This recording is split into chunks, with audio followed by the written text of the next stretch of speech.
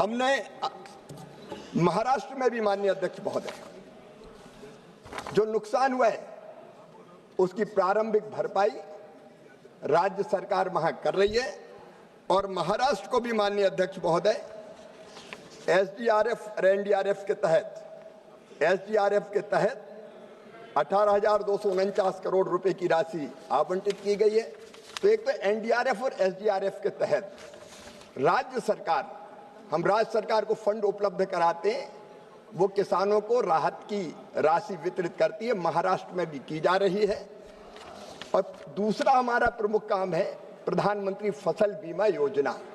और प्रधानमंत्री फसल बीमा योजना में भी एक तो प्रधानमंत्री फसल बीमा योजना और दूसरी मौसम आधारित फसल बीमा योजना है जो विशेषकर फलों के लिए और सब्जियों के लिए विशेष रूप से लागू की गई है। पिछले साल 5 साल में प्रधानमंत्री फसल बीमा योजना के अंतर्गत हमारे 3,69,00,000 किसानों को 26,342 करोड़ रुपए के दावों का भुगतान किया गया है, जिनमें महाराष्ट्र अकेले में, और जिनमें से पुनर्गठित मौसम आधारित बीमा योजना के अंतर्गत 4,233 करोड़ रुपए का भुगतान किया गया है। महाराष्ट्र में माननीय सदस्य ने जो बताया वहां भी किसानों को भरपूर सहायता की जाएगी। और माननीय अध्यक्ष महोदय, मैं आपको ये कहना चाहता हूं कि फसल के नुकसान की भरपाई तो हम करते ही हैं, लेकिन ये नरेंद्र मोदी जी की संवेदनशील सरकार है। भगवान ना करे प्राकृतिक आपदा में अगर किसी व्यक्ति की मृत्यु हो जाए तो 4 लाख रुपए की राशि देने का काम किया जाता है। अगर हमारे दुधारू पशु की मृत्यु हो जाए तो उसमें भी माननीय अध्यक्ष महोदय गाय भैंस 37,500 रुपया। अगर भार ढोने वाले पशुओं का बैल या ऊंट जैसे उनका नुकसान होता तो 32,000 रुपये, बकरी भी मरे तो 4,000 रुपये और मुर्गा मुर्गी मरे तो भी 100 रुपया कम से कम एक मुर्गा मुर्गी पर देने का काम किया जाता है। तो हर तरह के नुकसान को कवर करने का काम कर रहे हैं। यहाँ तक कि खेतों में गाद अगर जम जाए, रेत अगर जम जाए, सिल्ट जमा हो जाए तो भी 22,000 रुपए की राशि प्रति हेक्टेयर की दर से दी जाती है। महाराष्ट्र में भी हम कोई कसर नहीं छोड़ेंगे। माननीय सदस्य को मैं आश्वस्त करना चाहता हूं, राज्य सरकार चूंकि क्रियान्वित करती सारी चीजें, वहां धन की कोई कमी केंद्र सरकार नहीं आने देगी। प्रधानमंत्री नरेंद्र मोदी जी के नेतृत्व में यह सरकार प्रभावित आपदा प्रभावित किसानों के साथ सदैव खड़ी है और खड़ी रहेगी। Honourable member. अध्यक्ष महोदय, मी आपल्या माध्यमातून मंत्री महोदयांना विचारू इच्छितो की प्रधानमंत्री फसल विमा योजनेच्या अंतर्गत गारपिटीमुळे आणि अवकाळी पावसामुळे झालेल्या बागायती पिकांच्या नुकसानीचे आकलन करताना वारंवार तांत्रिक अडचणी येतात, तसेच मोबदला वितरणात वारंवार विलंब होतो, दिलेला मोबदला अपुरा असतो आणि विमा कंपन्यांकडून दावे नाकारण्याचे प्रमाण अधिक असते। या सर्व गंभीर बाबीवर लक्ष केंद्रित करून या योजनेच्या मार्गदर्शक दिशा निदर्शनामध्ये त्वरित बदल करण्याचा सरकारचा प्रस्ताव आहे का? आणि डिजिटल पंचनामा अनिवार्य करून 30 दिवसाच्या निश्चिती कालमर्यादेत शेतकऱ्यांचे नुकसान भरपाईचे भुगतान सुनिश्चित करण्यासाठी कोणती प्रभावी यंत्रणा लागू करण्याचा सरकारचा विचार करत आहे का? तसेच या संपूर्ण प्रक्रियेला अधिक पारदर्शक, जलद आणि शेतकरी केंद्रित बनवण्यासाठी सरकारने कोणती नवीन तातडीने पावले उचलली आहेत? जितना लंबा पूछोगे मंत्री जी उतना लंबा जवाब देंगे। माननीय अध्यक्ष महोदय, हमारी हर योजना किसानों को केंद्र में बनाकर बनाई गई है। जैसा मैंने निवेदन किया कि प्रधानमंत्री फसल बीमा योजना और मौसम आधारित फसल बीमा योजना, ये 2 योजनाएं हमारी है और इनका आकलन एक का होता है क्रॉप कटिंग एक्सपेरिमेंट के आधार पर राज्य सरकार करती है। क्रॉप कटिंग एक्सपेरिमेंट के आधार पर जितना उत्पादन कम होता है उस आधार पर नुकसान का आकलन करके उसकी भरपाई बीमा कंपनी को करनी पड़ती है।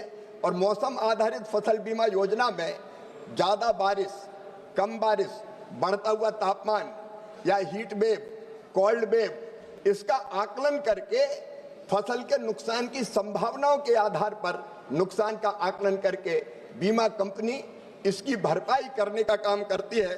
और अकेले महाराष्ट्र में माननीय अध्यक्ष महोदय 26,342 करोड़ रुपया और पूरे देश में 16 से ये फसल बीमा योजना बनी है।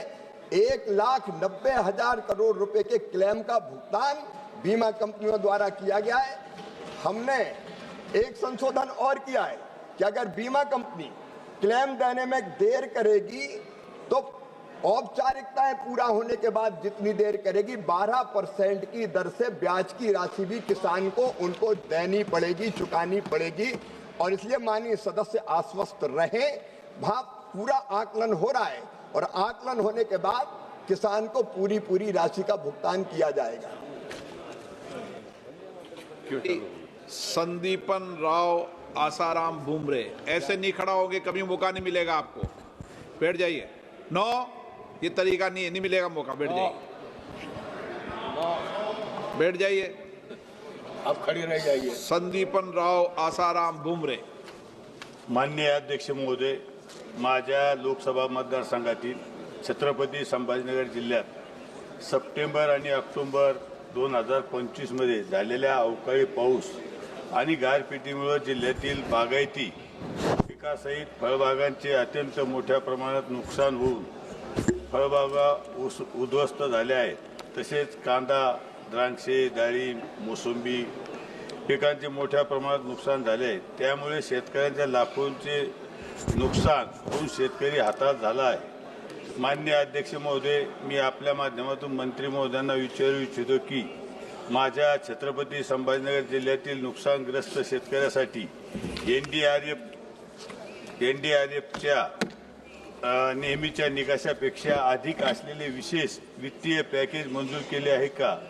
जर केले असेल तर या पॅकेजची प्रति हेक्टरी रक्कम किती आहे आणि प्रधानमंत्री पीक विमा योजना अंतर्गत विमा कंपन्यांनी पीक नुकसानीच्या दाव्यांचे जलद गतीने निपटारा करण्यासाठी सरकार कोणती पावले उचलत आहे जेणेकरून शेतकऱ्यांना त्वरित नुकसान भरपाई मिळू शकेल?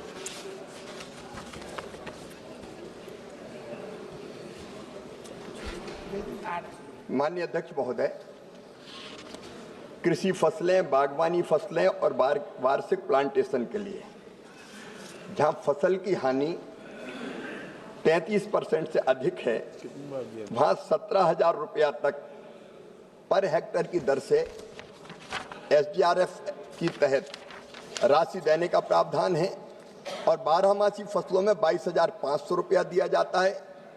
वैसे ही माननीय अध्यक्ष महोदय, जैसा माननीय सदस्य ने बताया, फसल बीमा योजना के अंतर्गत भी राहत की राशि या मुआवजा देने का प्रावधान है। आकलन में मैंने जैसा निवेदन किया, क्रॉप कटिंग एक्सपेरिमेंट होगा या फिर मौसम आधारित फसल बीमा योजना अगर उन्होंने अपनाई है राज्य ने, तो उसके आधार पर आकलन करके किसान के खाते में पैसा डाला जाएगा। माननीय सदस्य आश्वस्त रहें। मैं फिर कहना चाहता हूं, मैं खुद भी महाराष्ट्र होकर आया हूं। नुकसान की जितना नुकसान हुआ है आकलन के आधार पर जितनी राशि होगी केंद्र सरकार फसल बीमा योजना के अंतर्गत भी दिलाएगी और एनडीआरएफ के तहत राज्य को भी हम राशि देने वाले। महाराष्ट्र सरकार का प्रतिवेदन आ गया, उसके आधार पर महाराष्ट्र सरकार को भी सहायता प्रदान की जाएगी और राज्य सरकार भी वहां के लोकप्रिय मुख्यमंत्री देवेंद्र फडणवीस जी के नेतृत्व में किसानों को राहत की राशि दे रही है। श्रेयस पटेल। Thank you.